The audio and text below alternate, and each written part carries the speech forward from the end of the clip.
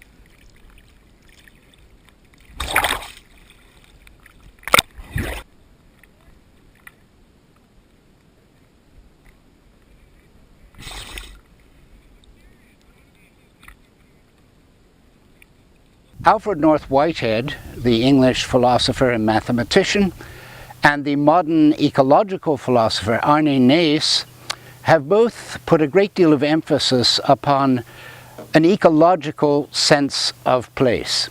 Whitehead said that for the last 200 years, modern science has suffered from something that he called the fallacy of misplaced concreteness. That sounds very fancy. What did he mean? Well, what he meant is that our modern science is wedded to certain kinds of abstractions, such as, let's say, atoms without color, without sound, and that we think that these abstractions are actually the primary element in our experience. That is quite wrong, said Alfred North Whitehead.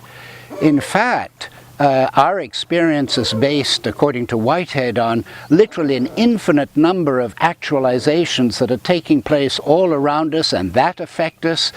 Stones, rocks, flowers, water, people, animals, plants. All of these elements of nature are constantly involved in very active processes of self-actualization.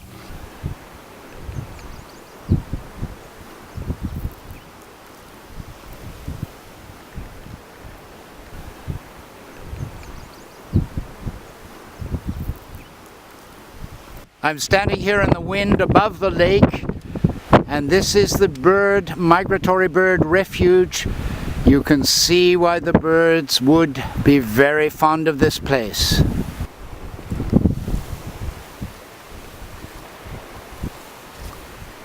This bird sanctuary that you've just seen is on the western side of Murray Lake, and geographical directions are a defining feature now of the lake, just as they have been in the past. On the eastern side of Murray Lake, that's on the right side looking northwards, are the lands of the Moosomin and Saulteaux First Nations. Immediately next to them are lands belonging to one farming family, the Terniers, whose parents purchased a whole section of the eastern side of Murray Lake in the middle of the Great Depression in the 1930s. Jim Ternier is probably the best known member of this family, and he is a prominent Canadian seed expert. He told me a few years ago that his family wants to keep the eastern side of the lake undeveloped if they possibly can, perhaps as a kind of nature conservancy. On the western portion of the lake, on the other side, are upland farming areas with developed vacation villages below. The pattern on the west side of the lake appears very clearly at Pelican Point. 30 years ago, simple cabins were the norm. Now large structures have become typical of Pelican Point. But the undevelopment of the eastern shore is exactly what makes the lake attractive to people who come and put these new, larger houses on the other side. In the summer of 2014, the water was unusually high at Murray Lake. At its north end, there's an entrance to the lake. Usually, very large boats come and use that entrance to get into the lake. This year, that entry into the lake was impossible for many boats because the water was so high under the bridge that leads into Murray Lake.